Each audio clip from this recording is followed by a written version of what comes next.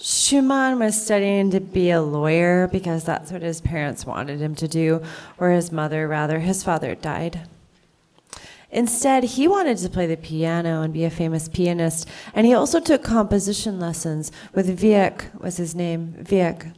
Anyway, while he was studying with Wieck, he was introduced to Wieck's daughter, Clara, you know, Clara Schumann later, and he fell in love with her, and he kept asking for her hand in marriage, but her father kept refusing. Because Clara was a famous concert pianist at the time and didn't think Robert Schumann was good enough for her, or something like that. I don't know. And so Robert Schumann wrote, I think that's when he wrote Dichterliebe, because he was sad about Clara, so Dichterliebe is all sad. In the meantime, Schumann decides to make himself look better on paper, so he gets his doctorate, which was pretty easy to do then. He just sent in some pieces, and they gave him a doctorate. So he was a distinguished man, you see. Still, Clara's father was not impressed. But finally, when Clara turned 18, they did get married, and miraculously, Wieck, or begrudgingly, Wieck, gave them his consent. Not that it was needed anymore, I don't think. And Schumann was not a very successful composer, but Clara was very successful, as she was one of the most famous classical pianists, or just pianists, of the day.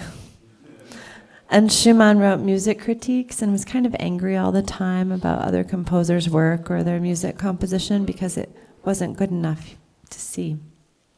He didn't think they were very good. Brahms, he liked Brahms. He gave Brahms a complex, so the story goes.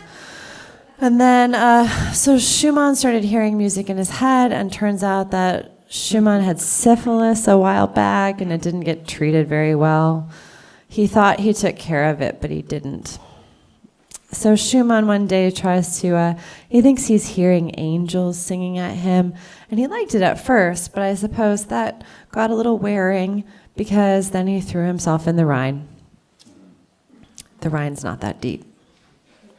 Must have been cold though, because it was the middle of winter. Anyway, so because he did that, Schumann was put in an insane asylum, and it made Clara very sad. As you can imagine, it sort of broke her. And it made Brahms nervous, I guess, and sad too.